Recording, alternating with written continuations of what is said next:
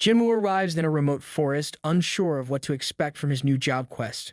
Encountering two accessible dungeons, he faces immediate penalty and emergency quests. Though the job quest is optional, he accepts, anticipating skill enhancement. Rushing to begin, he postpones his daily quest. Inside the dungeon, he meets his family, then confronts a powerful armor-type beast.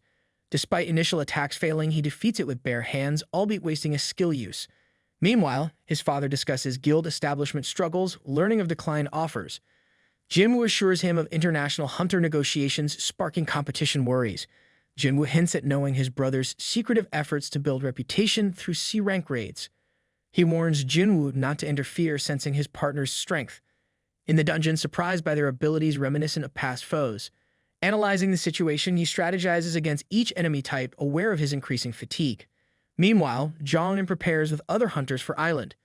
After defeating the monsters, Jean receives a chest plate and equips it, pleased with its invisibility and mobility. Leveling up and acquiring golden items, he pushes on, opening a giant door to a chilling throne room, facing an opponent evoking memories of past challenges. Facing the red-named Knight Commander Aegris, Jinwoo realizes he's unlike any foe before, with astonishing speed and strength. Despite his own swift attacks, Jinwoo's blade is ineffective against Aegris' armor. As they exchange blows, Jinwoo doubts his chances of victory without a weapon. Desperate, he and Aegris discard their weapons. Meanwhile, Jongin thanks Chairman Go for approving their dangerous expedition to assess the threat levels. In the dungeon, Aegris overwhelms Jinwoo, who barely withstands his assaults. Realizing he can't overpower Aegris, Jinwoo enhances his speed but struggles to land effective blows. The guy keeps tossing him around, and Jinwoo notices that the skill he used also increased his defense. Despite his efforts, he's still getting beaten by this guy. As he gets thrown back into the room, Jinwoo continues to fight back. His efforts pay off when Jinwoo executes a spectacular move, landing a kick right on the guy's head. However, Jinwoo realizes this might actually be bad for him, as the knight attacks with even more ferocity. Jinwoo takes an absolute beating as the guy tosses him onto the throne and stares down at him. Back home, Gina leaves some dinner for Jinwoo and goes to study. Meanwhile, we get a glimpse of Jinwoo's mother at the hospital. In dire shape, Jinwoo watches as the guy takes his sword and prepares to end his life. The guy ruthlessly goes in for the finishing blow, but shockingly, Jinwoo stops him with one hand. Jinwoo declares that he hasn't lost yet and pushes the guy back. He summons his blade and manages to stab the knight through the opening in his helmet. Jinwoo then uses all the power he has to push the guy back against the wall. The guy tries to use Jinwoo's blade, but Jinwoo points out that his dagger doesn't change owners. It just goes back to his inventory where he can summon it again. Jinwoo sends his blade through the guy's skull, but the attack is too shallow. He determines that he has to go deeper, so he uses all the power he has left to push the blade further into the guy's skull. Jinwoo uses every fatal strike he has and lands the most powerful strike he has ever dealt. The guy's gone completely limp. Jinwoo removes his blade and a notification reveals that he has won the fight. Jinwoo realizes that there was a huge gap between them in every category and winning was really a fluke. If he made even just one mistake, he would have died. Jinwoo then receives 4 rewards: 1.5 million gold, an S-rank helmet that the guy wore, and the key to the Demon Castle. The helmet is of such high quality that Jinwoo has never had gear like it before. Amazingly, the helmet boosts his stats and reduces damage taken by 15%. Jinwoo receives a rune stone for the ruler's hand skill, an instant teleportation stone, perplexed by its timing.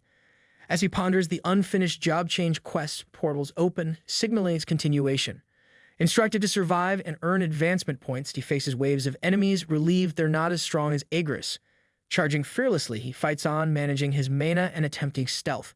But a mage shatters his stealth, intensifying the danger. With no option but to teleport out, a monster interrupts his escape, leaving him surrounded by enemies. Jinwoo, lacking the teleportation stone, fights monsters fiercely for survival. Exhausted and unable to use stealth or aggression, he perseveres, reflecting on his lifelong struggle for progress. Taunted by the monsters, voices from his past, like his younger self and imaginary figures, urge him to cease fighting, reminding him of his achievements and limitations. Despite evading some attacks, doubt and self-criticism overwhelm him.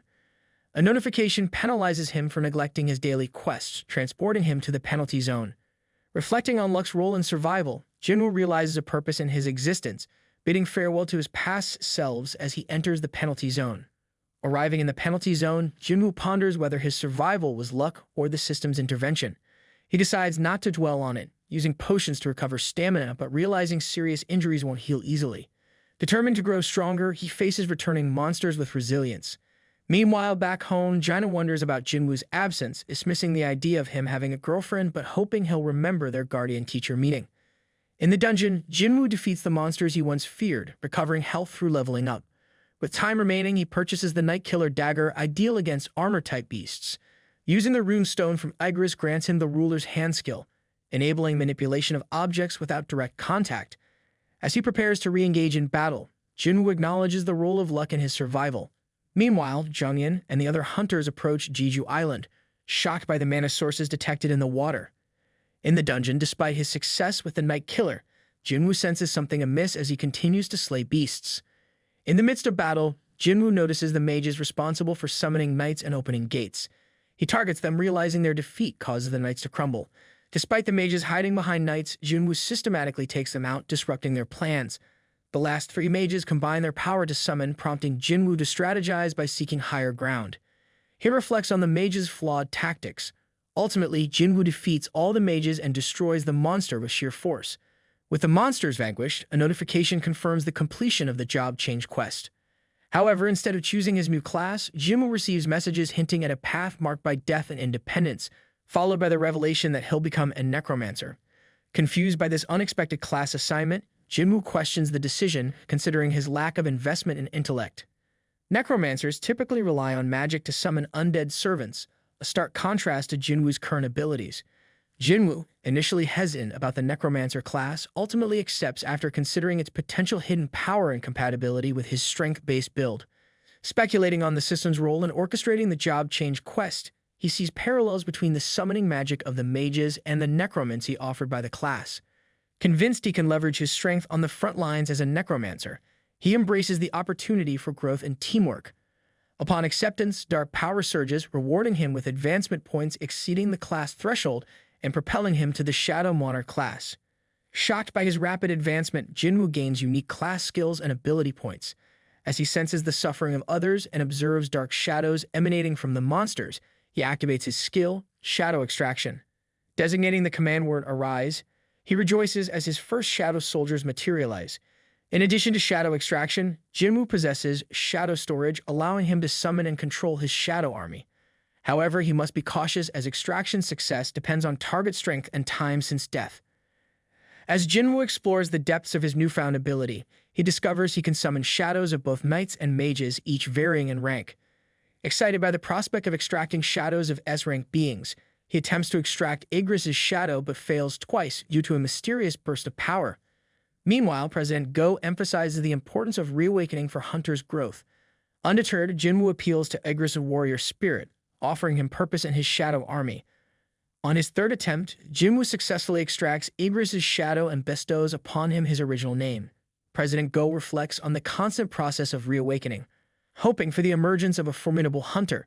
Witnessing his shadow army kneel before him, Jinwoo feels a surge of pride and unity. Meanwhile, on Jeju Island, Junghyun observes the evolution of monsters, shocked by the emergence of winged ants, a phenomenon he's never seen before.